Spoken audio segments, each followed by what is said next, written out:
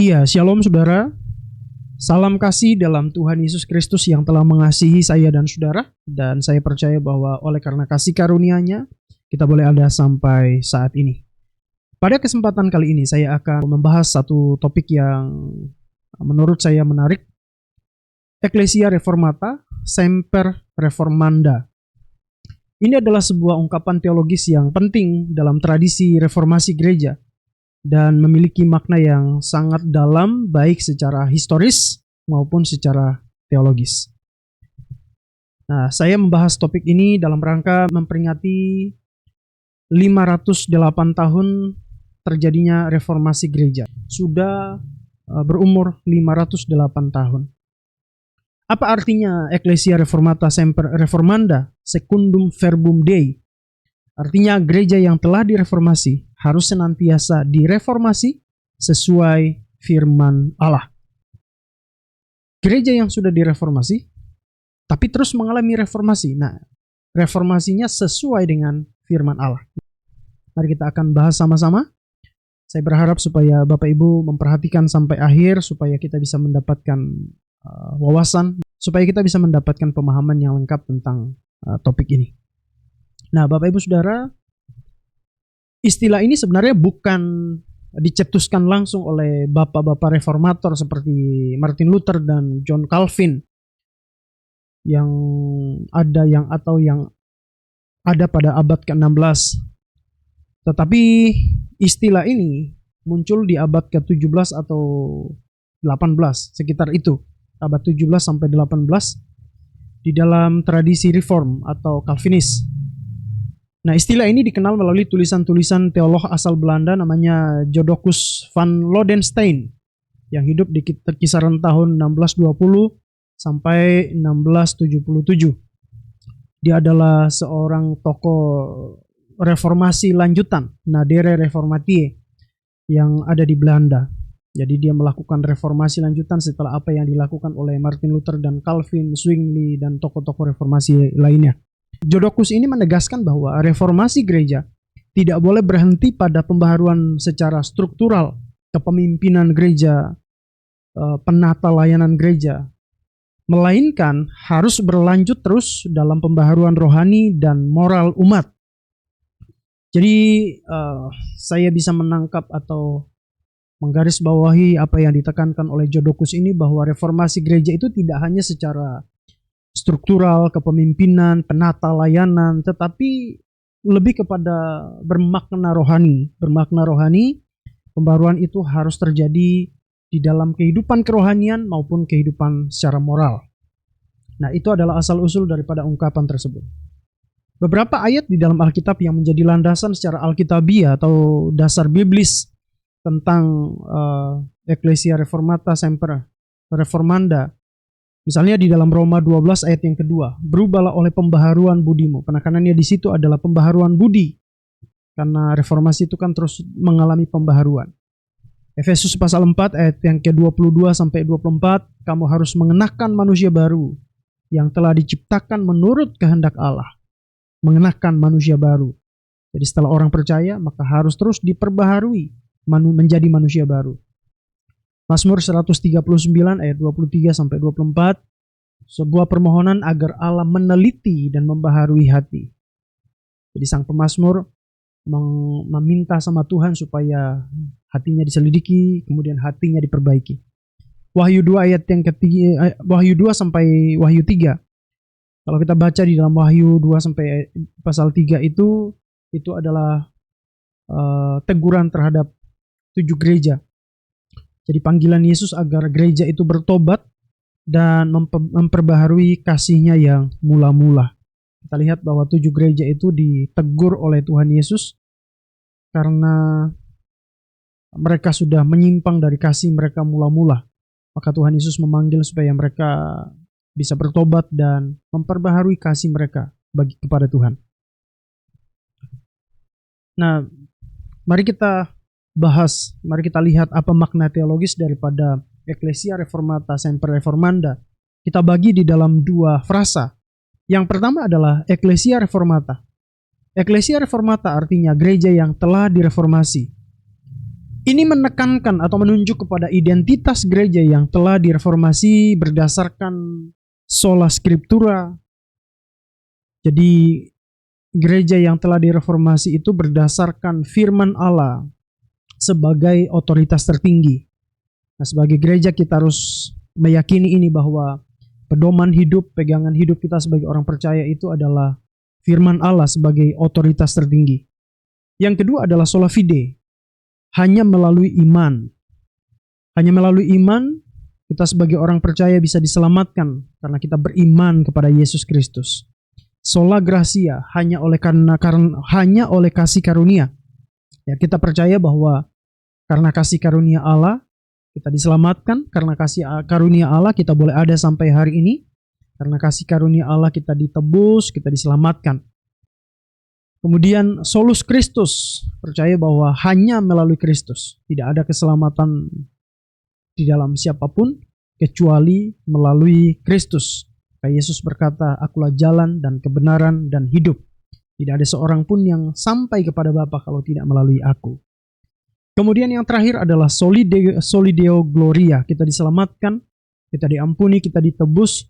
Tujuan dari semuanya itu adalah kemuliaan hanya bagi Allah. Jadi apapun yang kita kerjakan, apapun yang kita lakukan dalam hidup ini, semuanya hanya bagi Allah. Kemuliaan hanya bagi Allah.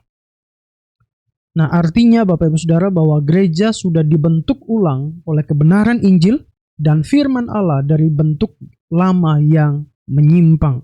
Dari bentuk lama yang menyimpang. Jadi ketika gereja tidak percaya bahwa firman Allah itu adalah otoritas tertinggi, gereja tidak mempercayai bahwa keselamatan itu hanya melalui iman, gereja tidak percaya bahwa hanya oleh karena kasih karunia Allah, gereja tidak percaya bahwa hanya melalui Kristus kita diselamatkan, dan tidak percaya bahwa kemuliaan bagi Allah, maka tentu gereja itu menyimpang. Makanya perlu direformasi supaya bisa kembali kepada 5 kebenaran ini. Itu adalah Ecclesia Reformata. Yang kedua, makna teologis daripada semper reformanda. Selalu harus direformasi. Ini menekankan tentang pergerakan atau dinamika kehidupan gereja yang terus-menerus diperbaharui oleh Roh Kudus dan firman Allah. Jadi gereja itu dalam perjalanan kehidupannya sebagai orang percaya, kita meyakini bahwa kita hidup terus diperbaharui oleh Roh Kudus dan firman Allah. Itu artinya gereja itu tidak berubah sesuka hati. Gereja berubah bukan sesuka hati, melainkan gereja itu mengalami perubahan harus kembali kepada firman Allah. Jadi setiap kali kita hidup menyimpang dari kebenaran firman Allah, menyimpang dari kebenaran, tidak sesuai dengan kehendak Allah, maka kita harus ingat, kita harus kembali kepada firman Allah, agar gereja itu tetap setia pada panggilan Allah. Nah, dengan kata lain bahwa gereja yang telah direformasi itu harus terus mengalami pembaharuan. Maka untuk itulah gereja harus terus mengalami pembaharuan secara rohani, secara spiritual, dan juga secara etis. Dan pembaharuan sejati itu adalah proses yang terjadi secara terus-menerus. Pembaharuan secara rohani itu terjadi secara terus-menerus yang dikerjakan oleh Roh Kudus, yang dikerjakan oleh firman Allah di dalam kehidupan saya dan saudara sebagai orang percaya. Jadi itu proses bukan proses yang instan terjadi. Bukan peristiwa yang sekali terjadi, tetapi itu adalah proses yang terus-menerus terjadi. Nah, oleh karena itu kita harus menyadari bahwa hidup kita sebagai orang percaya, sebagai gereja ini harus terus diserahkan kepada Tuhan, supaya terus diperbaharui secara spiritual dan etis, secara moral, dan yang bisa mengerjakan itu adalah Roh Kudus dan firman Allah yang terus berkarya dalam kehidupan kita. Kalau kita lihat istilah ini ada di dalam 4 dimensi, baik secara teologis maupun secara praktis. Secara teologis, Ecclesia Reformata Semper Reformanda itu menekankan tentang gereja hidup di bawah otoritas firman Allah dan pimpinan Roh Kudus. Karena itu, gereja atau dalam hal ini orang percaya harus selalu membutuhkan koreksi dan pembaharuan. Jadi saya dan saudara harus siap, harus selalu bersedia untuk dikoreksi oleh firman Allah dan siap dikoreksi oleh Roh Kudus yang memimpin kehidupan kita. Karena Roh Kudus dan firman Allah yang terus mengerjakan pembaharuan dalam kehidupan kita. Yang kedua, istilah ini menyangkut atau dalam dimensi etis, yaitu pembaharuan harus tampak, harus kelihatan dalam kehidupan nyata, baik itu dalam kasih, dalam keadilan, dan dalam kesalehan. Jadi transformasi yang terjadi dalam kehidupan kita sebagai orang percaya itu harus kelihatan melalui kasih kita, keadilan kita, kesalehan kita, yang kita tunjukkan dalam kehidupan sehari-hari. Dimensi berikutnya adalah institusional, yang menekankan atau menunjukkan tentang struktur, tradisi, dan kebijakan gereja harus selalu terbuka untuk dikritik dan disesuaikan dengan Injil. Jadi secara institusi gereja itu harus terbuka, diberikan masukan, diberikan kritikan. Jadi kalau memang tidak sesuai dengan Injil, maka gereja itu harus menerima masukan, menerima kritikan. Nah, yang menjadi persoalan adalah apakah gereja siap secara struktural untuk diberikan masukan supaya bisa kembali kepada Injil. Ini yang menjadi problem di dalam perjalanan bergereja. Yang keempat, dimensi spiritual. Gereja yang benar selalu bertobat, menyadari kelemahannya, dan terus mencari kemurnian iman. Alkitab berkata bahwa semua orang telah berbuat dosa dan telah kehilangan kemuliaan Allah. Maka tidak ada yang benar. Semua orang harus menyadari bahwa setiap orang ini berdosa. Maka kita harus bertobat. Kita menerima Yesus Kristus sebagai Tuhan dan Juru Selamat, maka kita diselamatkan, kita mengalami pengampunan, kita mengalami kasih karunia Allah, kita dibenarkan, kita dikuduskan. Tetapi dalam perjalanan selanjutnya Bapak Ibu Saudara, kadang-kadang kita lemah, kadang-kadang kita jatuh, kadang-kadang kita masih jatuh dalam dosa. Namun kita harus sadar akan kelemahan itu dan kita harus mencari bahwa kita tidak bisa menjalani kehidupan spiritual kita tanpa pimpinan, tanpa penyertaan daripada Tuhan. Maka kita harus selalu menyerahkan hidup kita kepada Tuhan untuk dipimpin oleh Tuhan. Dan kita harus sadar bahwa ketika kita jatuh di dalam dosa, kita harus bertobat, kita harus kembali kepada Tuhan, dan kita percaya bahwa Dia adalah Tuhan yang mengasihi kita, Dia akan mengampuni kita, Dia akan menerima kita ketika kita kembali kepadanya. Nah, gereja yang benar harus selalu bertobat. Ecclesia Reformata Semper Reformanda dalam tradisi reformasi atau tradisi reform atau kita kenal Calvinis. Ungkapan ini berarti reformasi tidak selesai pada abad yang ke-16. Gereja yang benar selalu berada dalam proses pembaharuan berkelanjutan secara kontinu, terus-menerus. Jadi gereja itu tidak hanya mengalami reformasi pada abad ke-16 secara struktural tentunya, tetapi gereja yang benar itu selalu ada di dalam proses pembaharuan setiap hari, berkelanjutan, yang dikerjakan oleh firman Allah dan Roh Allah, yang dikerjakan oleh firman Allah dan Roh Kudus. Nah, oleh karena itu, gereja tidak boleh berpuas diri dengan reformasi yang sudah terjadi pada masa lalu, yang sudah terjadi dalam sejarah yang dikerjakan oleh Luther, Calvin, dan para tokoh-tokoh reformasi lainnya yang melakukan reformasi itu. Bukan berarti bahwa sebagai orang percaya, sebagai orang Protestan, kita tidak menghargai apa yang dikerjakan oleh Luther dan Calvin, tapi justru kita harus berbangga karena Luther dan Calvin dan para reformator lainnya telah mempelopori terjadinya pembaharuan. Karena mereka melihat bahwa ada hal-hal yang menyimpang di dalam gereja, maka mereka melakukan reformasi. Namun Bapak Ibu Saudara, kita harus memahami bahwa reformasi itu tidak hanya berhenti di abad yang ke-16. tetapi harus terus menyesuaikan diri dengan kebenaran Injil di setiap zaman dan konteks. Artinya, saya dan saudara harus terus berproses dalam hidup ini untuk hidup sesuai dengan kebenaran firman Tuhan. Di zaman dan konteks yang berbeda dengan Luther dan Calvin, tetapi biarlah kita tetap hidup sesuai dengan kebenaran firman Allah. Nah, dalam hal ini kita tidak boleh salah paham, tidak boleh salah menafsirkan tentang Semper Reformanda. Jadi kita tidak boleh salah memahami tentang Semper Reformanda. Kita tidak boleh menjadikan Semper Reformanda sebagai justifikasi untuk perubahan radikal dalam ajaran atau moral, misalnya menyesuaikan teologi dengan budaya. Jadi Semper Reformanda itu maknanya bukan berarti bahwa gereja harus selalu berubah mengikuti zaman. Dalam artian bahwa gereja tidak boleh terpengaruh dengan perkembangan zaman. Tidak boleh dipengaruhi, nilai-nilainya tidak boleh dipengaruhi oleh perkembangan zaman. Tetapi tentu gereja memang harus mengikuti perkembangan dalam artian bahwa ada hal-hal di dalam perubahan zaman itu yang positif, yang baik, yang bisa diambil oleh gereja.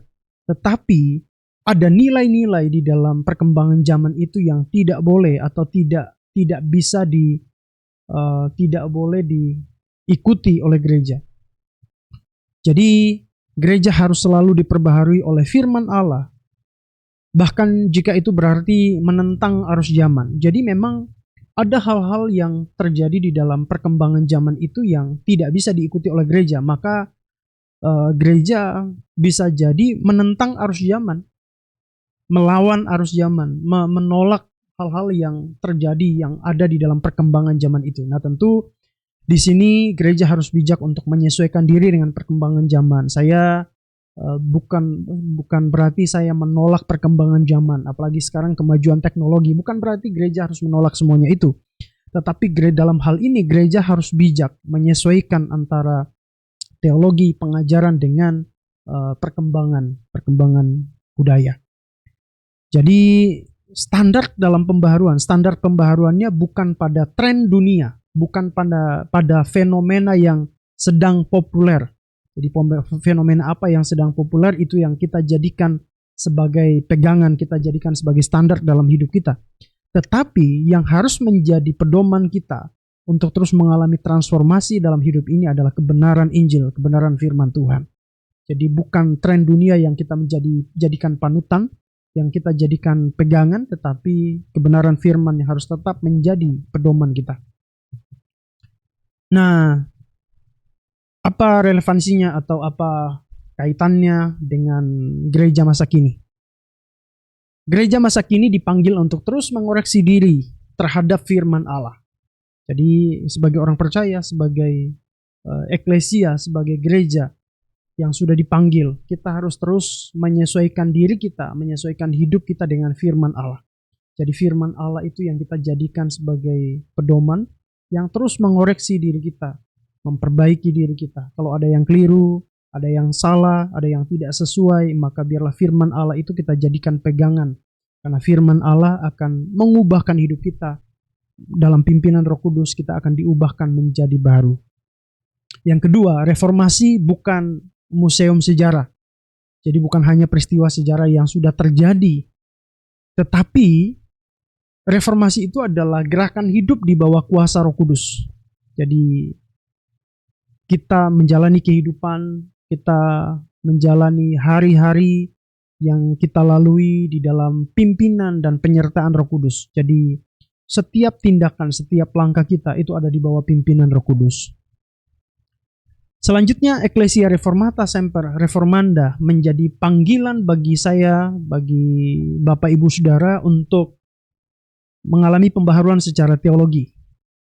Mengalami pembaharuan secara teologi agar saya dan saudara itu tetap Alkitabiah. Artinya pandangan kita, pemikiran kita itu tetap Alkitabiah berdasarkan kepada firman Allah. Berikutnya adalah mengalami pembaharuan etika dan moral, mengalami pembaharuan kehidupan dalam bergereja, mengalami pembaharuan etika dan kehidupan umat, kehidupan jemaat. Kemudian pembaharuan misi dan kesaksian di tengah dunia. kita harus terus mengalami pembaharuan, bagaimana kita memberitakan kasih Tuhan, bagaimana kita memberitakan kebesaran keagungan Tuhan di tengah-tengah dunia. Kita harus memberikan kesaksian bahwa Tuhan ada, Tuhan hidup, Dia adalah juru selamat. Dia adalah Tuhan, Dia adalah Allah yang telah menyelamatkan kita. Maka peran kita sebagai gereja, sebagai orang percaya, untuk terus memberitakan kasih dan kebaikan, kemurahan Allah bagi dunia. Kesimpulannya Bapak Ibu Saudara, Ecclesia Reformata Semper Reformanda adalah panggilan teologis agar gereja selalu hidup di bawah otoritas firman Allah. Ini adalah panggilan bagi saya dan saudara sebagai gereja, sebagai eklesia, supaya kita hidup di bawah otoritas firman Allah. Yang kedua, ini adalah panggilan supaya kita terbuka kepada pembaharuan rohani yang terus dikerjakan oleh Roh Kudus, yang terus dikerjakan oleh firman Allah dalam kehidupan kita. Berikutnya, supaya saya dan saudara sebagai gereja setia kepada Injil di setiap zaman. Jadi kita sama Luther sama Calvin itu sudah berbeda zaman, 500 tahun yang lalu. Tapi biarlah kita tetap berpegang kepada Injil, kita tetap berpegang kepada kebenaran firman Allah. Dan yang terakhir, gereja sejati bukanlah gereja yang telah selesai direformasi, melainkan gereja yang terus direformasi oleh Allah. Saya percaya bahwa Allah itu terus mengubahkan kehidupan kita, terus memperbarui kehidupan kita. Dia terus mengubahkan kita supaya semakin hari kita sesuai dengan kehendak Allah, supaya kita semakin sesuai dengan gambaran Kristus. Maka Bapak Ibu Saudara, ayo saya mengajak kita supaya melalui Ecclesia Reformata Semper Reformanda ini mengingatkan kita supaya ayo kita hidup di dalam firman Allah yang memiliki otoritas tertinggi sebagai pegangan hidup, sebagai pedoman hidup kita. Dan kita juga terus terbuka mengalami pembaharuan kerohanian yang dikerjakan oleh Roh Kudus dan firman Allah. Kita tetap setia kepada kebenaran firman, dan kita terus mengalami pembaharuan di dalam kasih karunia Allah. Sampai di sini Bapak Ibu Saudara pembahasan kita tentang Ecclesia Reformata Semper Reformanda. Silakan tinggalkan komen di bawah apa yang Bapak Ibu dapatkan dari topik ini. Silakan bagikan, silakan like, dan silakan subscribe channel ini untuk mendukung perkembangan channel ini. Tuhan memberkati kita semua. Shalom.